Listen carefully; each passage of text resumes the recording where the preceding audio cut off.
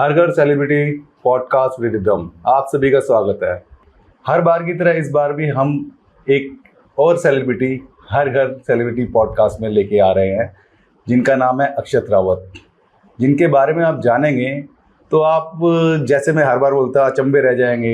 इस बार तो कुछ ज़्यादा ही आप चौंकने वाले हैं, क्योंकि इनकी ज़िंदगी की स्टोरी जो है वो बहुत इंस्पायरिंग है, जिसमें आपको जानकर, जिनके बारे में जानकर आप जितना सुनेंगे उतना कहेंगे कि और कुछ भी बताइए, और भी बताइए। क्योंकि जब मैं इनसे मिला था तो मैं खुद मतलब कि मैं जानना चाह रहा था कि ये भी जानूं, वो भी जानूं, और ये पता करूं, वो भी पता करूं। बहुत सारे किस्से हैं इनकी ज़िंदगी के, और सारे किस्से इंस्पायरिंग हैं। और इनकी उम्र जो है वो 24 साल है। और आपने मन की बात में मोदी जी के मुंह से भी सुना होगा, अक्षत रावत, जिन्होंने सियाचिन ग्लेशियर पर चढ़कर वर्ल्ड रिकॉर्ड बनाया। तो मिलते हैं अक्षत रावत जी से। हाय अक्षत। हेलो सर, कैसे हैं आप? बढ़िया।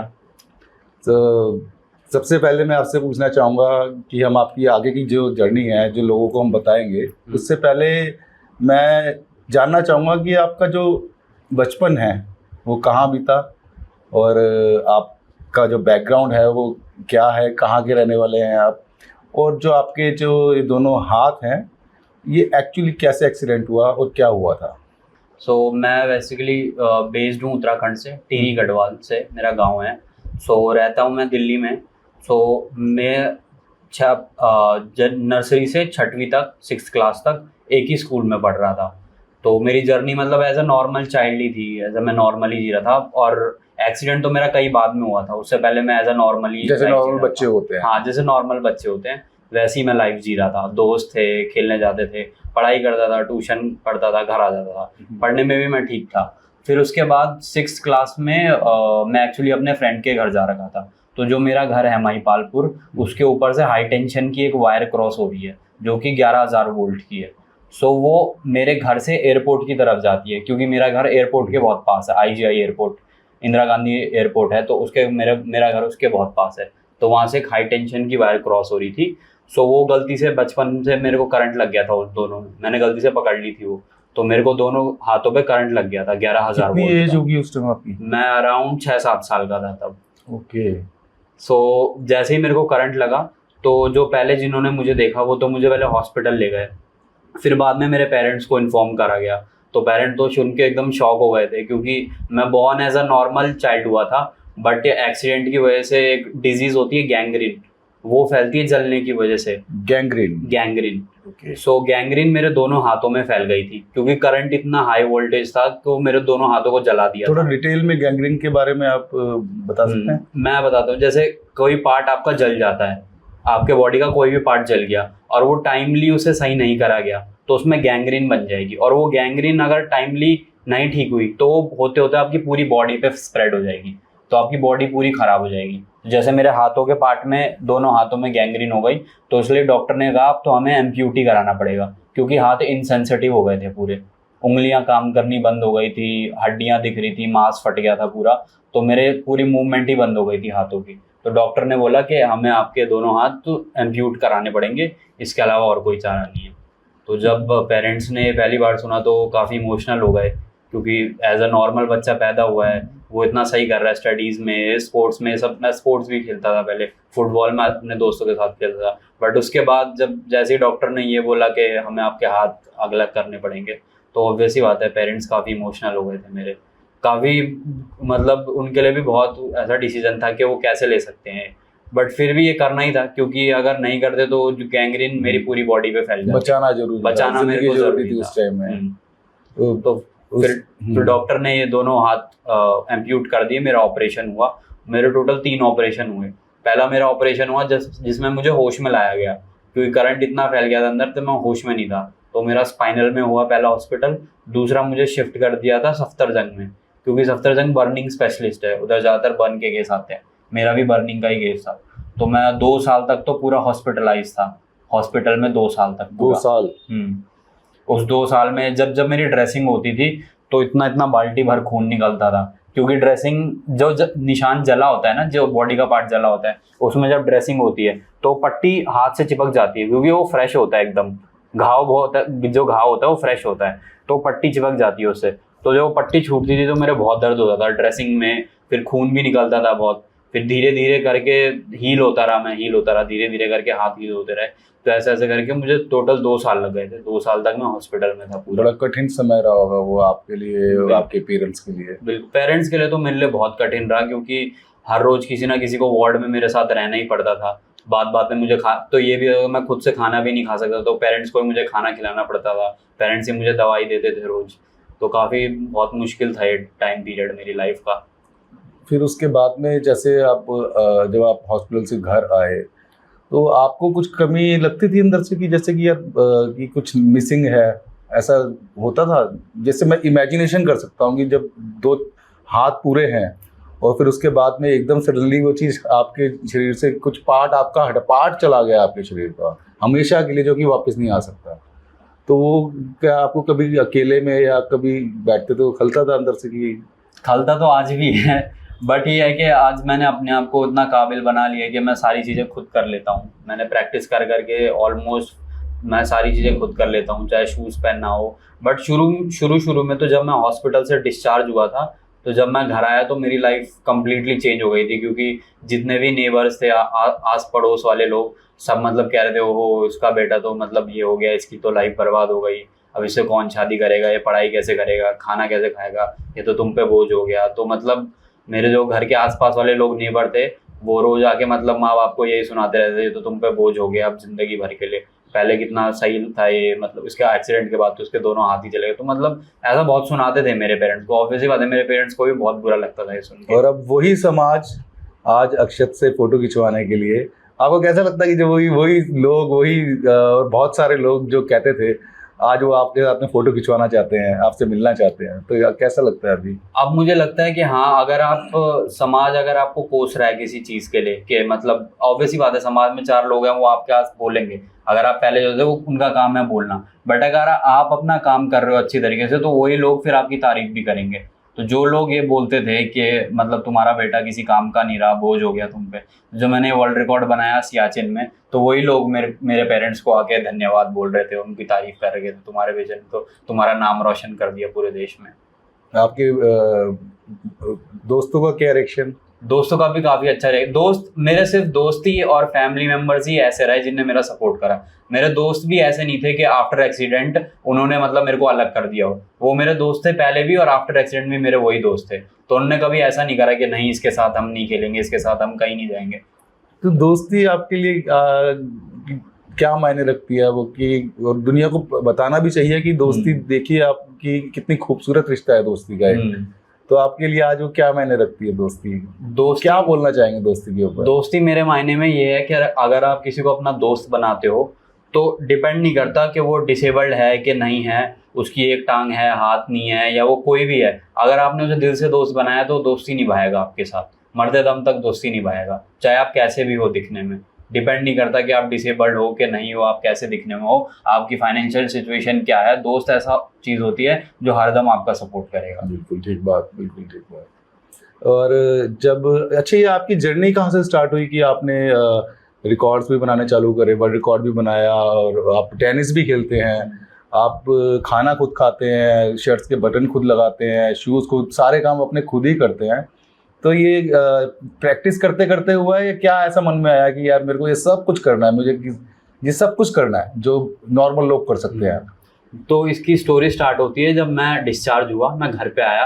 तो शुरू में तो मतलब ड्रेसिंग होती थी मेरी, तो दर्द भी होता था। धीरे धीरे करके हील हुए दोनों हाथ। तो धीरे धीरे करके पहले तो मेरी मम्मी ही रही मेरी गार्जियन, तो मम्मी ने मुझे गाइड करा। तो एक थंब सपोर्टर बोलते हैं हम, जो जिम में यूज़ करते हैं, तो मैंने वो थंब सपोर्टर लगा के पेन को बीच में लगा के लिखना स्टार्ट करा। पहले मेरी राइटिंग नहीं बनती थी, क्योंकि ऑब्वियसली बात है, मैं एज अ नॉर्मल में पहले हाथ से लिखता था, अब मैं बिना हाथ के लिख रहा हूँ, तो वो काफ़ी डिफरेंस हो गया था। क्योंकि मेरे को तो लाइफ को एकदम नए तरीके से सीखना था। जैसे कोई बच्चा बचपन से सीखता है कोई चीज़, तो मेरे को वैसे ही चीज़ सीखनी पड़ रही थी, क्योंकि मेरे लिए एक नई लाइफ थी। तो मुझे दोबारा जीरो से स्टार्ट करना पड़ा। मैंने लिखना स्टार्ट करा, मेरी राइटिंग अच्छी नहीं बनती थी। फिर मैंने प्रैक्टिस करा, धीरे धीरे करते करते मेरी प्रैक्टिस राइटिंग अच्छी बन गई। उसके बाद मैंने पेंटिंग स्टार्ट करा, फिर मेरे से पेंटिंग भी पहले नहीं बनती थी, मेरे से मैंने कलर नहीं आपकी पकड़ा कुछ जाता फोटोज था। देखी है, आपने पेंटिंग्स में भी अवार्ड लिए हैं। हाँ, मैंने नेशनल लेवल पे एग्जिबिट करी है अपनी पेंटिंग, बहुत सारे एग्जीबिशन में मैंने अपनी पेंटिंग भी एग्जिबिट करी है। तो अभी तो मैं जैसे पेंटिंग एकदम परफेक्टली कर लेता हूँ, बट शुरू शुरू में मेरे लिए एक पेन होल्ड करना भी बहुत मुश्किल होता था। तो प्रैक्टिस बाय प्रैक्टिस, दिन भर दिन मतलब रेगुलर हार्ड वर्क करता रहा, प्रैक्टिस करता रहा, तो मेरी पेंटिंग भी अच्छी बनने लग गई। तो धीरे धीरे करके ऐसे फिर मैं बाकी कामों में भी देखने लगा, अगर मैं कोई काम 5-6 दिन लगातार कंटिन्यूस करूंगा तो मेरे को पता चल जाएगा मुझे अपने तरीके से कैसे करना है वो। तो ऐसे मैंने कपड़े पहनना, शूज़ पहनना, बाकी चीज़ें करना स्टार्ट करा। और मेरी ट्रैवल की जर्नी स्टार्ट हुई 2018 से। 2018 में मैंने अपनी पहली ट्रैवल ट्रिप मारी हिमाचल में। मैं अकेला गया था, और मेरे को ये पहले तो मैं क्योंकि बाहर जाने से भी डरता था, तो पहले शुरू में तो मतलब ऐसा होता था, मैं कपड़े पहनने से भी डरता था। मैं लिटरली एक शॉल पहनता था। मैं सोचता अगर मैं कपड़े पहनूंगा तो मैं कैसा दिखूंगा, मतलब मैं क्योंकि जिन दोस्तों के साथ मैं पहले घूमता था मैं उनके साथ तो नॉर्मली घूम रहा था। आफ्टर एक्सीडेंट अगर मैं शर्ट पहन रहा हूँ तो मैं कैसा दिखूंगा उनके सामने, ये मेरे में बहुत आता था कि मतलब मैं फिर सोचता था कि किसी को मेरे हाथ ना दिख जाए, अगर दिखेंगे तो वो पक्का कमेंट मारेगा मेरे हाथों पे, क्योंकि अगर मैं अपने हाथ ऊपर करके चल रहा हूँ तो वो पक्का मेरे हाथ देखेगा और कमेंट मारेगा या कुछ बोलेगा। तो ऐसा होता था? हाँ, ऐसा होता था कई बार, तो इसलिए मैं शॉल पहनता था शुरू में ताकि मेरे हाथ ही ना दिखे किसी को। अच्छा। तो फिर धीरे धीरे करके मैंने शर्ट पहनना स्टार्ट करा, मैं बाहर गया, सोसाइटी को एक्सेप्ट करा। ऐसे दूसरी स्टेट, हिमाचल वाला जो आप बता रहे हैं, हिमाचल में मुझे ऐसा लगा मैं अकेला कैसे दूसरी स्टेट ट्रैवल कर सकता हूँ अकेला, मतलब ऐसे। तो पहली ट्रिप मारी मैंने अपनी, तो इतना कॉन्फिडेंस आया कि मैं खुद से जा सकता हूँ कहीं भी। उसके बाद मैंने तो खीरगंगा, फिर त्रियुंद, फिर बैजनाथ। आपकी एज कितनी थी जब आप हिमाचल? 18 साल। 18 साल। तो 18 साल में मैंने अपनी पहली ट्रिप मारी हिमाचल की, त्रियुंद की ट्रिप थी वो। तो मैंने खीरगंगा ट्रैक करा था उसमें, पहले अकेला ही गया था मैं। बट वो पहली ट्रिप मारने से जब मैं दिल्ली आया वापस हिमाचल की बस लेके, जैसे ही मैं दिल्ली में आया तो मुझे इतना कॉन्फिडेंस आ गया था अंदर कि मैं अकेला कहीं भी जा सकता हूँ। तो उसके बाद मैंने उत्तराखंड में खीरगंगा हो गया, बैजनाथ हो गया, बीर बिलिंग हो गया, मैंने पैराग्लाइडिंग भी करी, साइकिलिंग भी करी बीर में। वो सब मैंने ऑल सोलो करा। मैं सोलो ट्रिप पे गया, सारा घूमा, एक्सपीरियंस लिया, बाकी लोगों से मिला, उनके पर्सपेक्टिव देखे, अदर कल्चर देखा मैंने। तो मैंने सारा ट्रैवल करा, तो इतना कॉन्फिडेंस हो गया मैं लाइफ में कुछ भी कर सकता हूँ। आपने सीखा भी बहुत कुछ और सिखाया भी बहुत कुछ। तो इनकी स्टोरी से आप अभी देखिए, मैंने जैसे आपको कहा था ना कि आप जितना सुनेंगे उतना कम होगा। अभी तो बहुत बातें हैं जो अभी हम अक्षत के साथ में कंटिन्यू रखेंगे, अभी जानते हैं और चीज़ें भी अक्षत जी। जैसे कि आपका मैंने एक वीडियो देखा था जिसमें आप एक्सरसाइज भी कर रहे हैं जिम में। तो मतलब कि विदाउट फिंगर्स आप कैसे उसको, क्या स्पेशल कुछ बनता है या कुछ? हाँ, ये जिम में एक बार होती है, तो वो क्रॉस एक बार होती है। अगर मैं स्ट्रेट बार पकड़ूंगा तो मेरे लिए होल्ड करना मुश्किल हो जाएगा, तो मैं बाइसेप की एक्सरसाइज नहीं कर पाऊंगा। बट मेरे जिम में एक स्पेशल तरीके की बार थी, वो क्रॉस थी, तो उसमें मेरे हाथ में ग्रिप बन जाती थी, तो उससे मैं बाइसेप मार लेता हूँ। डेडलिफ्ट के लिए मैंने एक स्ट्रैप ले रखे हैं, जैसे थंब सपोर्ट जो मैं यूज़ करता हूँ पेंटिंग के लिए, ऐसी एक स्ट्रैप आते हैं, तो उनसे मेरी डेडलिफ्ट हो जाती है। बाकी अगर बैक मारनी है तो बैक में मैं सपोर्ट ले लेता हूँ थोड़ा। तो ऑलमोस्ट अब एक्सरसाइज भी मेरे से रोज जाती है, क्योंकि फिर रेगुलर जिम जाना शुरू हो गया था मेरा। और तो अभी आप कॉलेज में हैं? अभी मैं जॉब करता हूँ फिलहाल एक MNC में, और मैंने अभी साथ बाय साइड MBA भी कर रहा हूँ फाइनेंस और मार्केटिंग में। Okay, very nice. अच्छा अक्षत, आप जॉब करते हैं MNC कंपनी में, तो आपका क्या वर्क है उसमें? मेरा ऑल इन ऑल वर्क तो कंप्यूटर बेस्ड ही रहता है। तो पहले कई लोग, जब मैं इंटरव्यू के लिए भी गया था तो इंटरव्यूअर भी मतलब हैरान हो गए थे कि मैं लैपटॉप कैसे यूज़ कर लूँगा, क्योंकि विदाउट कोई मतलब अपने हैंड के लैपटॉप कैसे यूज़ कर सकता है। बट मैं with the help of my elbow के बेस पे मैं टाइप इजीली कर लेता हूँ। और अब मेरी मतलब धीरे धीरे वो भी प्रैक्टिस से ही शुरू हुआ। पहले मैंने लैपटॉप पे प्रैक्टिस शुरू करी, एल्बो के थ्रू मैंने टाइप करना शुरू करा, तो धीरे धीरे करके मेरी टाइपिंग स्पीड बढ़ती रही। तो अभी है कि अब मैं इजीली कंप्यूटर पे भी वर्क कर लेता हूँ, फ़ोन भी ऑपरेट कर लेता हूँ, क्योंकि पहले फर्स्ट इंस्टेंस में देखते कोई भी हैरान हो जाता है। मैंने देखा, मैं भी हैरान था, आप बहुत अच्छे से ऑपरेट करते हैं फ़ोन को। तो ये पहले इंस्टेंस में देख के कोई भी हैरान हो जाता है। इनफैक्ट जब मैं इंटरव्यू के लिए भी गया था तब भी जो इंटरव्यूअर था वो हैरान हो गए थे कि तुम लैपटॉप कैसे ऑपरेट कर लोगे विदाउट हैंड। तो मैंने उनको दिखाया, मैंने कहा आप लैपटॉप मेरे को दो, मैं दिखाता हूँ। तो लैपटॉप में मैंने पूरा एक ऐसे ही लिख दिया था 15-20 मिनट के ऊपर अपने ही बारे में। तो वो हैरान रह गए थे कि बिना हाथ के भी तुम मतलब लिख सकते हो। तो मैं अपने एल्बो के थ्रू टाइप कर लेता हूँ ईजिली। यार कितने गजब के किस्से हैं आपके पास। और कोई किस्सा भी और भी बताइए, कुछ ऐसा आपकी जो इंस्पायर्ड करे। और एक और किस्सा है, जैसे शुरू में मैं जिम गया था, तो मेरे से एक्सरसाइज भी नहीं हो पाती थी, क्योंकि वेट उठाना मेरे लिए बहुत वो था। शुरू में इतना हैवी वेट उठाना और ये सब मेरे लिए बहुत अलग था। तो मैं धीरे धीरे गया वहाँ पे, तो जो ट्रेनर है उनने भी मेरी हेल्प करी। फिर जो मैंने बताया जो बार होती है जो क्रॉस, उसके थ्रू मैंने मतलब अपने बाइसेप की एक्सरसाइज करना शुरू करी। तो धीरे धीरे करके जिम में भी जो लोग थे, जो नॉर्मल लोग थे, जो मतलब काफ़ी मतलब जिम में अपने आप को चेंज करने आए थे, तो वो भी मेरे को देख के मोटिवेट हो गए थे। यार हम तो मतलब उम्मीद खो के बैठ रखे थे, हम इसलिए आ रहे हैं जिम में ताकि हम अपने आप में एक चेंज लाएं।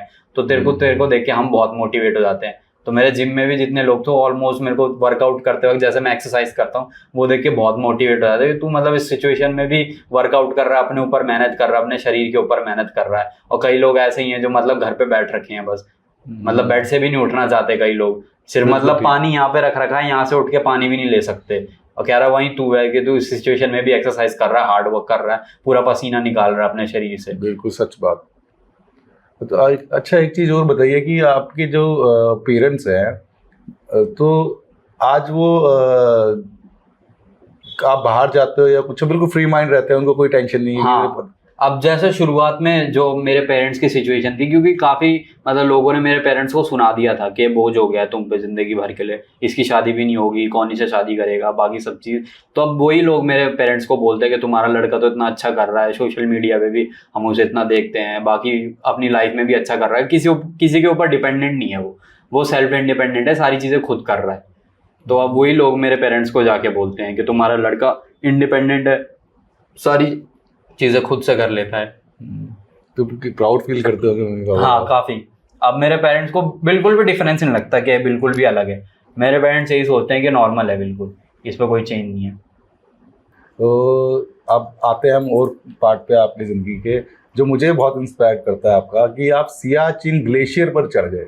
मैं बड़ा इंस्पायर्ड हुआ था आपने ये जो वर्ल्ड रिकॉर्ड बनाया है, और आप दर्शकों को, दुनिया को जानना भी चाहिए कि वो जज्बा, यार क्या कमाल का जज्बा होता है। जैसे कि मोदी जी ने बोला मन की बात में कि -60 डिग्री के अंदर, जहाँ पे आम इंसान जा ही नहीं, सोच इमेजिनेशन भी नहीं है, वहाँ पर आप लोग गए। तो क्या थी ये किस्सा, क्या था और ये कहानी क्या थी, जो ये एक रियल स्टोरी है, अमेजिंग स्टोरी, ये क्या कैसे हुआ और कौन आपके साथ में थे? सर मैं इसका बैकग्राउंड देता हूँ। इसका बैकग्राउंड ऐसा है कि मैंने पहले बहुत सारे ट्रैक कर लिए थे, जैसे मैंने अभी थोड़ी देर पहले बताया, मैंने हिमाचल और उत्तराखंड में बहुत सारे ट्रैक कर लिए थे और बहुत सारी पीक को कैप्चर कर लिया था। तो मैं पहले सोलो ट्रैवलिंग जाता था बहुत, तो मुझे ट्रैवलिंग का शौक हो गया था बहुत, कि मतलब ज़्यादा से ज़्यादा ट्रैवल करना है। तो मुझे पता चला कि क्लॉ नाम से एक ऑर्गेनाइजेशन है जिसकी फुल फॉर्म है कॉन्कर लैंड एयर वाटर। तो वो ट्रिपल वर्ल्ड रिकॉर्ड बनाने जा रहे हैं और उनका पहला वर्ल्ड रिकॉर्ड होने जा रहा है सियाचिन ग्लेशियर पे टूवर्ड कुमार पोस्ट, जो हाईएस्ट बैटलफील्ड है वर्ल्ड की। अच्छा। सो क्लॉ में जो टीम थी वो स्पेशल पैराएसएफ, जो पैराएसएफ कमांडो होते हैं उनकी टीम थी, जिनके फाउंडर मेजर वेग जेकब हैं। तो उन्हीं की ऑर्गेनाइजेशन थी। तो मुझे पता चला जैसे इसके बारे में कि वो पर्सन विद डिसेबिलिटी को इतना बड़ा वर्ल्ड रिकॉर्ड बनाने जा रहे हैं, मैंने उनसे कनेक्ट करा। तो धीरे धीरे करके पहले हमारा ग्रुप बना, तो उस ग्रुप पे हम अपडेट दे देते कि हम एक दिन में कितना किलोमीटर रन कर रहे हैं, 10 किलोमीटर, 15 किलोमीटर, 30 किलोमीटर, वो हम देते थे अपना ग्रुप पे अपडेट। तो धीरे धीरे करके स्टार्ट हुआ। फाइनली 15 अगस्त को ये एक ऑडिटोरियम है, ऑडिटोरियम किस नाम से था ये ऑडिटोरियम, नेताजी सुभाष ऑडिटोरियम है, एक इंडोर ऑडिटोरियम। कहाँ पर? कनाट प्लेस में। सो नेताजी सुभाष ऑडिटोरियम में 15 अगस्त के दिन हम सब असेंबल हुए। तो वहाँ पे क्लॉ की टीम और जो पर्सन विद डिसेबिलिटी जिनने रजिस्टर्ड कर रखा था, जो मतलब वर्ल्ड रिकॉर्ड बनाना चाहते थे, वो सब आए। तो वहाँ पे सोशल जस्टिस मिनिस्टर अभी जो करंट में है वीरेंद्र कुमार, वो भी आ रखे थे। वहाँ से हमारा फ्लैग ऑफ हुआ, तो वहाँ से सारी गाड़ियाँ गई चंडीगढ़ डेराबस्सी। तो वहाँ पे हमारा स्टे हुआ। धीरे धीरे करके हमने एक्लेमेटाइजेशन शुरू करा।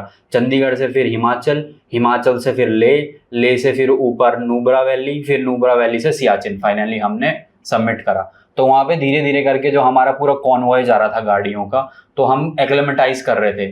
धीरे धीरे हमने एक्लेमेटाइज शुरू करा। वहाँ के वेदर से स्टार्ट करा हमने कि हम वहाँ का वेदर झेल पाएंगे कि नहीं। ड्रिल्स होती थी हमारी, वाटर ड्रिल्स होती थी, एक एक दिन में 5-5 लीटर पानी पीना है, क्योंकि हाई एल्टीट्यूड पे प्लांट्स का कोई सोर्स नहीं है, तो ऑक्सीजन का एकमात्र सहारा पानी है। तो अगर आपको ऑक्सीजन सांस लेनी है तो आपको पानी पीना पड़ेगा, क्योंकि ऑब्वियसली बात है, इतना हाई 15-20 हज़ार की फीट ऊंचाई की हाइट पे कोई प्लांट तो होगा नहीं, तो पेड़ पौधे हैं ही नहीं, वेजिटेशन नहीं है, तो ऑक्सीजन का एकमात्र सहारा पानी है। तो हमारी 5-5 लीटर पानी हमारा एक दिन में पीना होता था। ये ड्रिल्स होती थी हमारी, हमें रेगुलर 10-10, 15-15 किलोमीटर वेट लेके, 15-20 किलो का वेट लेके जाना था, ताकि हम सियाचिन के वेदर के हिसाब से फेमिलियर हो जाए। फाइनली हमने 2 महीने, हमारा 2 महीने का था ये पूरा एक्सपेडिशन। इसका नाम था ऑपरेशन ब्लू फ्रीडम। सो इसका मोटिव ये था कि दिखाना कि पर्सन विद डिसेबिलिटी किसी से कम नहीं है। और सियाचिन ग्लेशियर में अभी तक कोई सिविलियन नहीं गया, एक परफेक्ट बंदा तक नहीं गया। वहाँ पे person with disability, 8% with disability जाते हैं और वर्ल्ड रिकॉर्ड। पहले अभी तक कोई गया ही नहीं था उधर, कोई भी सिविलियन नहीं गया वहाँ पे। और हम फर्स्ट पर्सन विद डिसेबिलिटी हैं जो सियाचिन ग्लेशियर में टूवर्ड कुमार पोस्ट, जो हाईएस्ट बैटलफील्ड है, वहां तक गए। वहां जाके हमने वर्ल्ड रिकॉर्ड बनाया, जहाँ -60 डिग्री टेम्परेचर था।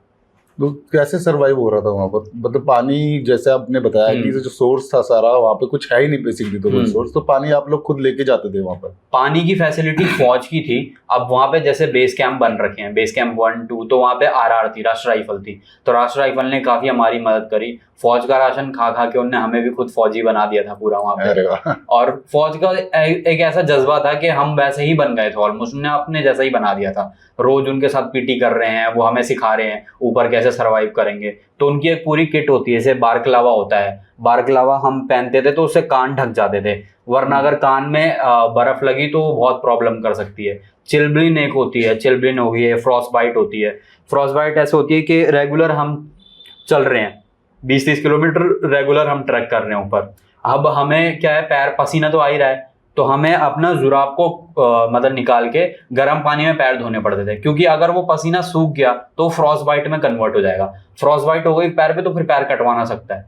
तो ये तो हमारी ड्रिल होती थी कि हमें रोज जैसे हम कैंप हिट करेंगे, हमें गर्म पानी में अपने पाँव धोने हैं ताकि हम फ्रॉस्ट बाइट से बच जाएं। और भी काफी चैलेंजेस थे, जैसे क्रेवासिस थे। क्रेवासिस होता है जैसे बर्फ खिसकती है ना, बर्फ टूटती है तो नीचे पूरा वो दरार बन जाती है, और वो गड्ढा बहुत नीचे तक होता है, कई फीट नीचे जाता है वो गड्ढा। तो क्रेवास बोलते हैं उसे, मतलब माउंटेनिंग के टर्म में क्रेवास। तो हमें क्रेवास से भी बचना था। बाकी भी वो थे, अवलांच आ जाता है। अवलांच होता है जैसे बर्फ का तूफान होता है, अगर वो आ गया तो आपको उसमें सरवाइव कैसे करें। तो ये सब चीजें थी, एक टीम वर्क था हमारा कि हमने अपने आप को, सब आपने वहां पे देखा, ऐसा हो रहा था वहां पर? हाँ, हमने ये सब चैलेंजेस फेस करे। और हमारा टीम वर्क था कि हमारा बडी पेयर बना रखा था, मेरे आगे कौन बड़ी है, मेरे पीछे कौन बड़ी है। तो हमें एक हार्नेस से बांध रखा था। हमारी एक हार्नेस थी, उसमें हमारे 2 ग्रुप्स थे, 15 बंदे इधर, 15 बंदे इधर, जिसमें से डॉक्टर की भी टीम थी, मेडिकल टीम थी, क्रू था जो शूट कर रहा था, बाकी लोग भी थे, फौज के बंदे थे, फिर मेजर साहब थे, बाकी पर्सन विद डिसेबिलिटी भी थे। तो सारे के सारे थे हमारा। तो एक हमारा जोश ऐसा बन गया था, पूरी फैमिली हो गए थे हम। तो हमारा पूरा 2 ग्रुप बटा, उसमें हमें हार्नेस से बांध दिया था। तो हम ग्रुप वाइज ही चलते थे बडी पेयर पे। तो अगर सामने वाला बडी सपोज थक लग गई तो हम उसे जोश दिलाते थे कि अभी 5 किलोमीटर बचा है, चल करना है। तो ऐसा एक टीम वर्क था हमारा। डिस्कवरी, नेशनल ज्योग्राफी चैनल, बहुत सारे ऐसे चैनल्स हैं, एनिमल प्लैनेट्स हैं, जो कि आपको दिखाते हैं शूटिंग कर कि देखिए ऐसी ऐसी जगह हैं, बड़ा कुछ दिखाया जाता है। पर जो रियलिटी में जो होता है, जहाँ पर आपको कोई वो नहीं है कि आपको कैमरा लगा हुआ है तो रीटेक होगा, रीटेक का नहीं है। आपको एक बारी में जब आप चढ़ रहे हैं तो फिर आपको चढ़ना ही पड़ेगा, रुकना नहीं पड़ेगा। तो आप समझिएगा कि वो जो टाइम होता है तो वो कितना ठंड वाला टाइम था और कितना मेहनत लगी होगी, सब कुछ जो इन्होंने कहा कि आर्मी वालों के साथ रहकर हमें भी जोश आ गया, तो वो तो सच्चाई है कि उनका जोश देख के तो पूरा देश जाग जाता है। और अक्षत से हम और भी चीज़ जानेंगे, जैसे कि और भी उनके किस्से होंगे, कहानियाँ होंगे, तो जानते हैं उनसे। चलिए अक्षत, हमें ये भी बताइए कि आप जो ऑफिस जाते हैं जैसे, तो आप कितने घंटे का ट्रैवल होता होगा लगभग आपका? मेरा अराउंड 2 घंटे का ट्रैवल रहता है। मेरा ऑफिस नोएडा में है। उसी में आप हैंड बैग अपना खुद आप जाते हैं? तो जैसे मेरी शिफ्ट होती है तो मुझे उससे 2 घंटे पहले उठना पड़ता है ताकि मैं रेडी हो जाऊं, और मेरी कैब आती है तो अराउंड मेरे को 2 घंटा लग जाता है, क्योंकि मुझे दिल्ली से नोएडा ट्रैवल करना पड़ता है every day, Monday to Friday. आपने एक मुझे किस्सा भी बताया था कि आप कई लोग होते हैं जो मेट्रो में सीट नहीं देते हैं, तो वो एक अलग बात है, लोगों को समझ में नहीं आता है, पता नहीं क्यों नहीं समझते हैं, जबकि समझना चाहिए कि वहाँ पे लिखा भी होता है कि ये सीट इनके लिए रिजर्व्ड है, इनके लिए है, इनके लिए है। तो एक किस्सा आपने बताया था कि आप बैठे हुए थे और एक सामने लड़की थी और वो आपको देख के रोने लग गई थी।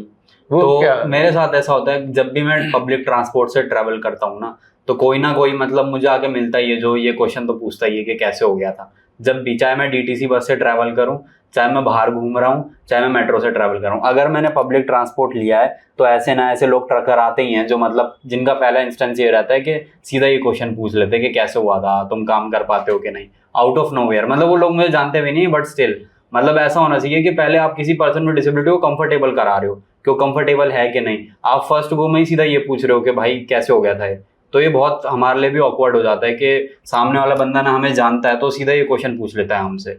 और रही बात मेट्रो सीट की, तो मेरे साथ कई इंसिडेंट्स होते हैं, उनमें से एक इंसिडेंस ये हुआ था कि मैं मेट्रो में जो स्पेशली ओल्ड एज पर्सन या डिसेबल्ड के लिए सीट होती है तो मैं उसमें बैठ गया था। तो मैं बेसिक अपना काम कर रहा था, मैं अपना बैग से सामान वामान निकाल रहा था, तो मेरे जस्ट सामने एक लड़की बैठ रही थी, तो वो मुझे देख के रोने लग गई। हो सकता है वो इमोशनल हो गई हो मेरे को काम करता देख। फिर मैं गया उसके पास, तो मैंने उसे पूरा कंसोल करा, मैंने समझाया कि इसमें इमोशनल की कोई ज़रूरत नहीं है, मतलब मैं जो फेस कर रहा हूँ मैं जानता हूँ कि मेरे को कोई प्रॉब्लम नहीं हो रही, तो तुम क्यों रो रहे हो, मेरे चैलेंजेस मैं फेस कर रहा हूँ, मैं खुद नहीं रो रहा हूँ उस चीज़ को देखते हुए। गजब की बात है यार, गजब के बंदे हो आप, गजब के। मतलब कि हम सोचते हैं यार कई बार हमें चोट लग जाती है या कुछ, तो हम यार अभी हम वहाँ नहीं जा पाएंगे, हम वो नहीं कर पाएंगे, कुछ भी हो जाता है जैसे हमें छोटा। लेकिन आपके साथ इतना बड़ा एक दुर्घटना हो गई, आपके दोनों हाथ नहीं रहे, और लेकिन आप में जो जज्बा है और आप में जो मोटिवेट करते हो यार, आपकी बातों से तो कोई भी इंस्पायर्ड हो सकता है। मैं तो कहता हूँ कि अक्षत जैसे जो ये बच्चे हैं, ये जो दुनिया को इंस्पायर कर रहे हैं, इनके ऊपर फिल्म बनाओ भाई। क्या फिल्में बना रहे हो, ये है फिल्म, ये है सच्चाई, ये है रियलिटी, मजा इसमें है। कहाँ किस चीजों में मजा ले रहे हो, तो और भी जानते हैं, और भी बातें हैं, और बताइए। और अक्षत बड़ा अच्छा लग रहा है मुझे तो यार, और बताइए कोई इंसिडेंट। और अभी रिसेंटली मतलब मैंने अचीवमेंट करी है वो स्पीति की है। तो स्पीति वैली में मैंने रिसेंटली 10 किलोमीटर रन करा, अब वो भी 14,000 फीट।